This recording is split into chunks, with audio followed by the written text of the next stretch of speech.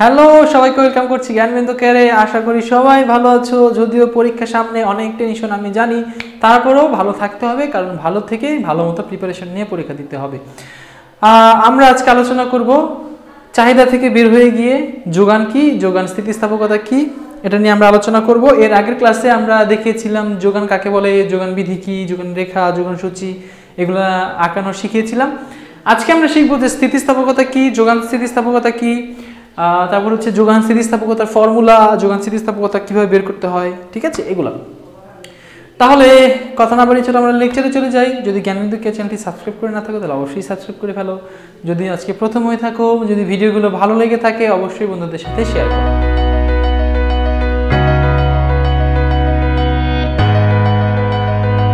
প্রিয় বন্ধুরা, যোগান স্থিতিস্থাপকতা শিখতে হলে আমাদের জানতে হবে স্থিতিস্থাপকতা কি। আর স্থিতিস্থাপকতা কি জানতে হলে আই বাটনে স্থিতিস্থাপকতার ক্লাসের ভিডিও লিঙ্ক দেওয়া আছে, সেখান থেকে লিঙ্কটা ক্লিক করে ভিডিওটা দেখে নিতে হবে, না হলে ডিসক্রিপশন বক্সে লিঙ্ক দেওয়া আছে, সেই লিঙ্কটা দেখে নিতে হবে। সেখানে আমি খুব ডিটেলসে শিখিয়েছিলাম স্থিতিস্থাপকতা কি, স্থিতিস্থাপকতা মানে কি, এই হাবিজাবি অনেক কথা বলেছি। ভিডিওটা ভালো লাগবে, দেখে আসো। এবং তাহলে স্থিতিস্থাপকতা কি সেটা আমি আর বলছি না, ভিডিও লেন্দি করছি না, চলে যাচ্ছি যোগান স্থিতিস্থাপকতায়। যোগান স্থিতিস্থাপকতাটা কি? যোগান স্থিতিস্থাপকতা হচ্ছে আমরা যদি যোগানের শতাংশিক পরিবর্তনকে দামের শতাংশিক পরিবর্তন দিয়ে ভাগ করি, তখন আমরা কি পাবো? যোগান স্থিতিস্থাপকতা পাবো। আমি আরো ডিটেলসে বলছি। তাহলে আমরা চলো যোগান স্থিতিস্থাপকতার সংজ্ঞাটা শিখে নেই। সংজ্ঞাটা হলো অন্যান্য সকল অবস্থা স্থির থেকে বা অপরিবর্তিত থেকে যোগানের আপেক্ষিক বা শতাংশিক বা আনুপাতিক পরিবর্তনকে আমরা যদি দামের শতাংশিক বা আনুপাতিক বা আপেক্ষিক পরিবর্তন দিয়ে ভাগ করি, তাহলে সেই ভাগফলটাই হবে কি? আমাদের যোগান স্থিতিস্থাপকতা। দেখো যোগান স্থিতিস্থাপকতার যে ফর্মুলাটা, সিম্পল ফর্মুলাটা আমি লিখে রেখেছি, সেটা হচ্ছে যোগানের শতাংশিক পরিবর্তন, এটাকে আমরা ভাগ করছি কি? দামের শতাংশিক পরিবর্তন দিয়ে। এখন আমি এইটার ফর্মুলাটা এক্সটেন্ড করব, ফর্মুলা তৈরি করব। দেখো তৈরি করব না, মানে এক্সটেন্ড করব। হ্যাঁ, দেখো বলছে কি? যোগানের শতাংশিক পরিবর্তন। এই যে পরিবর্তন মানে কি? ডেল বা ডেল্টা। অবশ্যই জানো যদি আমার আগের ভিডিওগুলো দেখে থাকো, তাহলে ডেল্টা কোয়ান্টিটি সাপ্লাই, তার মানে হচ্ছে যোগানের পরিবর্তন, এটুক মানে হচ্ছে যোগানের পরিবর্তন। আর যেহেতু শতাংশিক বলছে বা আনুপাতিক বা আপেক্ষিক, তাহলে আমাদের কি করতে হবে? ভাগ করতে হবে কোয়ান্টিটি সাপ্লাই দিয়ে।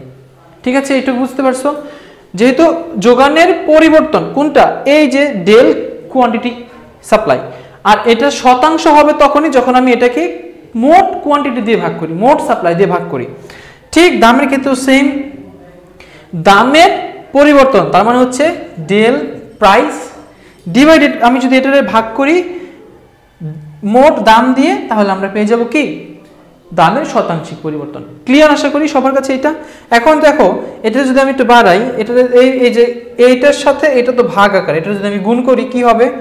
Quantity supply, quantity del quantity supply divided by quantity supply into ভাগ চিহ্নরে গুণ করে দিলে কি হয়ে যায়? হর লব হয়ে যাবে, লব হর হয়ে যাবে, তার মানে হয়ে যাবে P divided by del P. তাহলে এটা কি হচ্ছে? এটা হলো দেখো এই ডেলটার এই পাশে নিয়ে আসি, কোয়ান্টিটির এই পাশে নিয়ে যাই, মানে ডেলগুলো এক পাশে আর ডেল বাদেগুলো আরেক পাশে, তাহলে হয়ে যাবে quantity del quantity supply divided by del P into P divided by quantity supply. Clear? এই যে এইটুকু যে আমরা পেয়েছি, এইটাই আমাদের যোগানের স্থিতিস্থাপকতা নির্ণয় সূত্র। আমাদের যদি পরীক্ষায় বলে যে যোগান স্থিতিস্থাপকতা নির্ণয় করো, তখন আমাদের কি করতে হবে? এইটা দিয়েই যোগান স্থিতিস্থাপকতা নির্ণয় করতে হবে।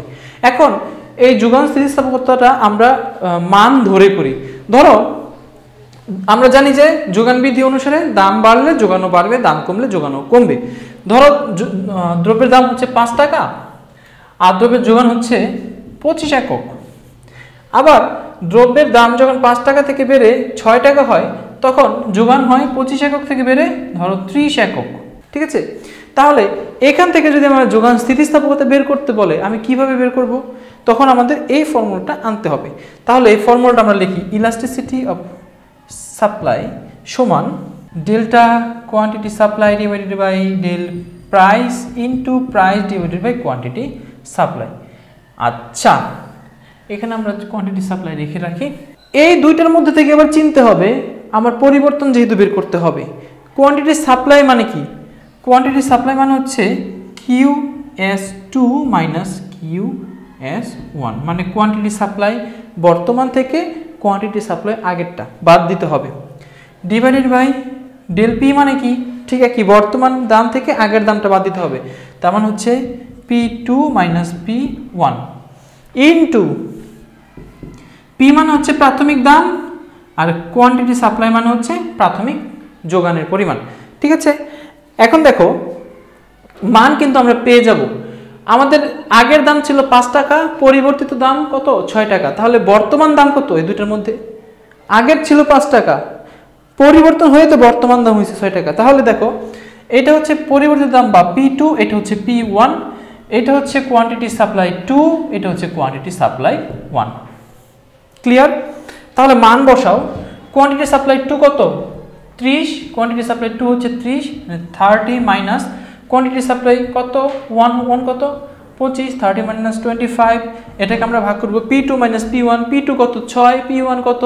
5, তার মানে 6 মাইনাস 5 ইনটু প্রাথমিক দাম কত? 5 টাকা, 5, এটারে ভাগ করব কি দিয়ে? প্রাথমিক সাপ্লাই কত? 25 একক। ঠিক আছে, আচ্ছা তাহলে দেখো 30 থেকে 25 বাদ দিলে কত থাকে? 5, 5 থেকে 6 থেকে 1 কত থাকে? 1, বা এখানে থাকে 5 ইনটু 5 5 5 একে 5, 5 5 25, 1/5। এখন এটার ক্যালকুলেশন করলে কত হবে? 5 একে 5, 5 একে 5, 5 ইনটু 5 বা কত? 1। ক্লিয়ার? 5 কে যে 5 দিয়ে ভাগ কর কত হবে? 1 হবে না? 5 একে 5, 5 একে 5, তাহলে 1। এখানে আমাদের স্থিতিস্থাপকতার মানটা কত? 1, বা এটা হচ্ছে 1 এর সমান স্থিতিস্থাপকতা। তাহলে দেখো আমরা প্রথমে এই ফর্মুলা থেকে মেইন ফর্মুলাটাতে আসলাম এবং মেইন ফর্মুলাটা থেকে কি করলাম? এই সূচিটার মানটা, এই যে এই সূচিটার মানটা এই ফর্মুলাতে বসিয়ে যোগানের স্থিতিস্থাপকতা বের করা শিখলাম। তাহলে যোগান স্থিতিস্থাপকতা এই পর্যন্তই। এর বেশি যদি পড়তে চাও অবশ্যই এগিয়ে থাকবে, কিন্তু আমার মনে হয় যে এতটুকু যদি কভার করো তাহলে যোগানের সম্বন্ধে মোটামুটি সিলেবাস কভার হয়ে যাবে। তবে চাহিদা স্থিতিস্থাপকতা এই ব্যাপারগুলো অনেক বেশি ইম্পর্টেন্ট। ঠিক আছে, আজকে লেকচার এই পর্যন্তই। আশা করি এরপরে আমরা বাজার ভারসাম্য নিয়ে ভিডিও করা আছে, তারপরেও যদি কোনো সাজেশনমূলক ভিডিও তৈরি করার সুযোগ থাকে তাহলে আমি সেটা করে দেব। সেজন্য অবশ্যই জ্ঞানবিন্দু কেয়ার চ্যানেলটি সাবস্ক্রাইব করে রাখতে হবে। যদি বেল বাটন অন করা না থাকে অবশ্যই বেল বাটন করে দিতে হবে। আর যদি আমার ভিডিওটা ভালো লাগে, যদি আমার প্রেজেন্টেশন ভালো লাগে, যদি আমার ভিডিওটা ইনফরমেটিভ মনে হয় তাহলে অবশ্যই বন্ধুদের সাথে শেয়ার করতে হবে। দেখা হবে পরের ভিডিওতে। সবাই ভালো থাকো, সবার জন্য শুভকামনা। অনেক অনেক ধন্যবাদ।